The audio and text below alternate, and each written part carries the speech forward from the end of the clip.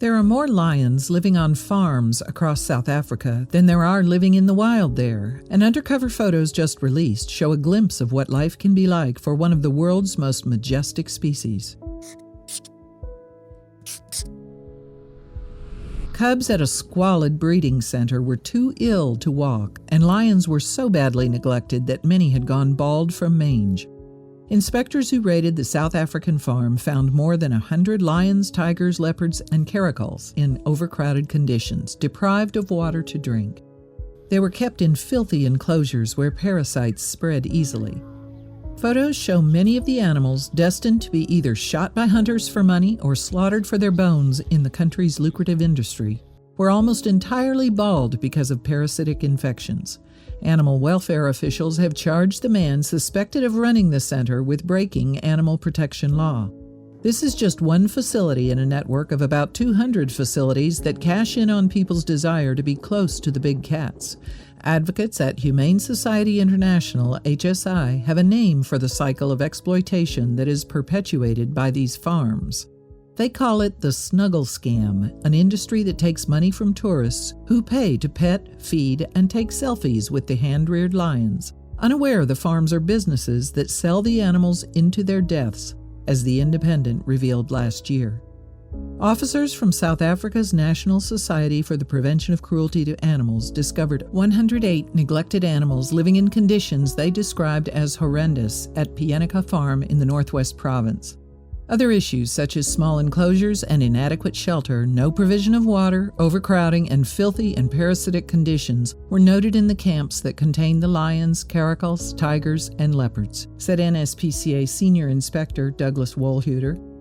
27 of the lions had mange, and the caracals were obese and unable to properly groom themselves. 2 cubs that appeared to have a neurological condition were unable to walk, he said. They were confiscated and taken for specialist treatment. It's estimated up to 12,000 lions are raised on South Africa's 260 captive breeding facilities.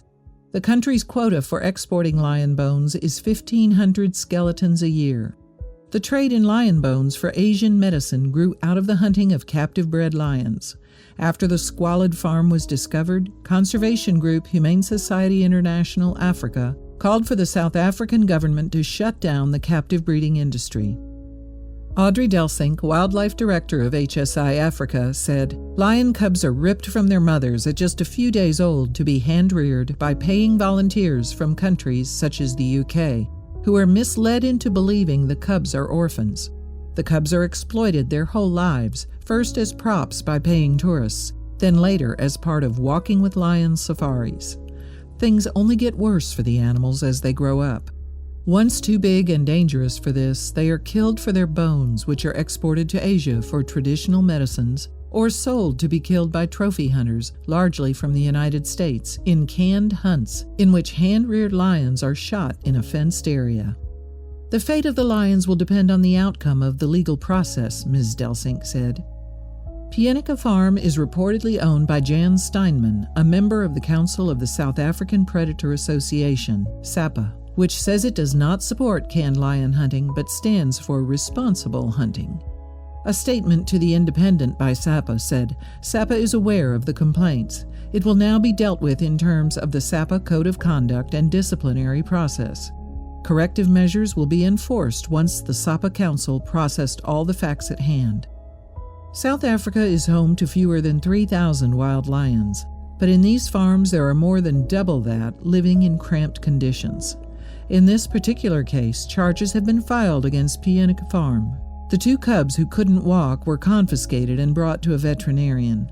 But the future of the lions at the farm, there are over 100 living there, is uncertain.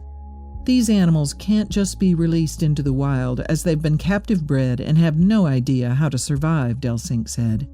There is sadly no quick fix to rehome more than 100 lions all at once. It's an extremely sad situation, with these lions the innocent victims. If you liked the video, please give it a thumbs up and consider sharing it with your friends and family. Thanks again, and we'll see you in the next one.